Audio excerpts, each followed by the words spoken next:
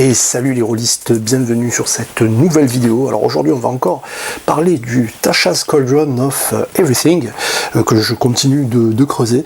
Cette vidéo m'a été inspirée par un des commentaires qui ont été laissés, donc qui me demandait des infos sur les sidekicks. Alors effectivement les sidekicks, donc les acolytes en bon français, il faut savoir qu'en fait à une époque, dans les premières versions de AD&D et même de D&D, les personnages arrivaient à un certain niveau, attiraient à eux des suivants.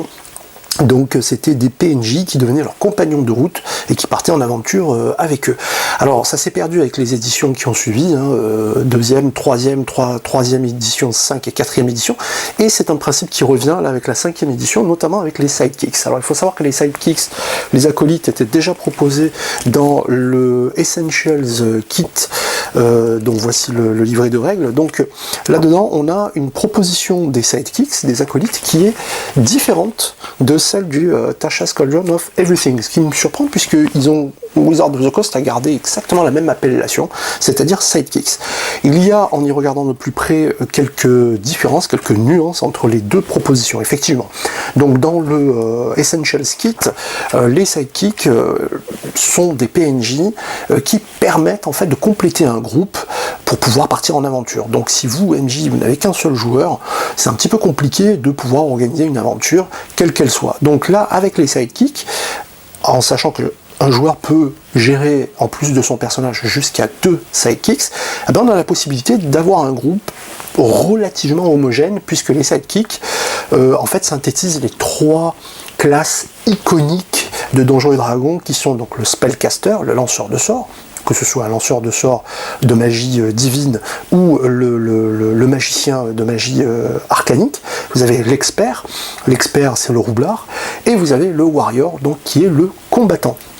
Donc voilà, ce sont 3 profils iconiques qui vont pouvoir venir accompagner le personnage dans ses aventures. Donc le sidekick est géré par le joueur, d'un commun accord avec le maître de jeu, et donc il va évoluer en même temps que le personnage du joueur. Donc dans la proposition de l'Essentials Kit, on a une courte table d'évolution pour chaque profil jusqu'au niveau 6, où chaque profil en fait va gagner des petites capacités, un peu comme pour les classes standard, je dirais. Par contre, la proposition du Tasha's Cauldron of Everything est différente.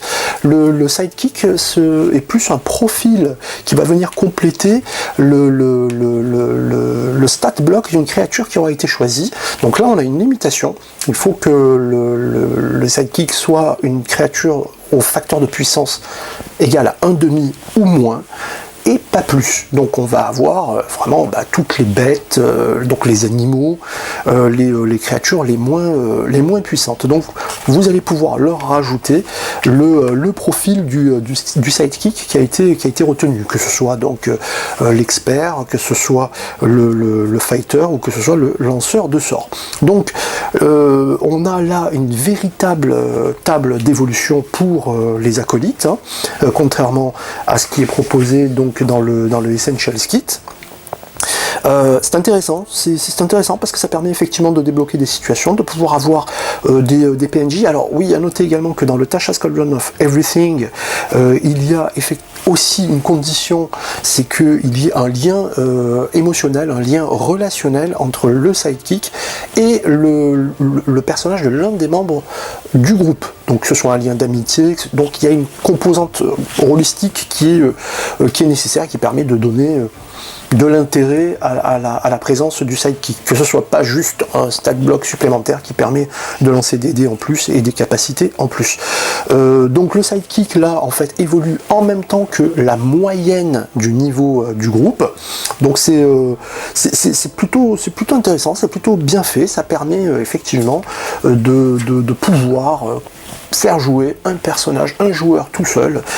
Souvent on est un petit peu coincé, en tout cas il y a peu de scénarios qui se prêtent au jeu en tête à tête. Alors sous AD&D 2e édition, il y avait eu une série de scénarios qui s'appelaient les Challenge, donc il y avait le Clerics Challenge, il y avait le Spellcaster Challenge, Fighters Challenge. C'était des scénarios qui étaient publiés par TSR à l'époque, de mémoire, et qui permettaient donc au maître de jeu d'avoir un seul joueur. Donc du coup le scénario était était équilibré, et puis surtout prévu pour une classe.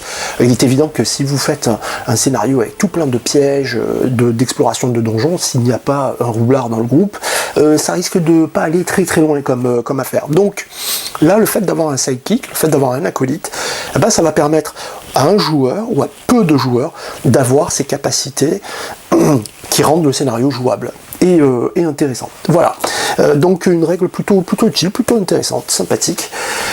N'hésitez pas si vous avez d'autres suggestions à faire, s'il y a d'autres sujets que vous voulez voir abordés par le biais d'une vidéo, ce sera avec très très grand plaisir. Et puis surtout, n'oubliez pas de vous abonner si ça n'est pas déjà fait. Ça permettra un meilleur référencement de la chaîne par l'algorithme de YouTube.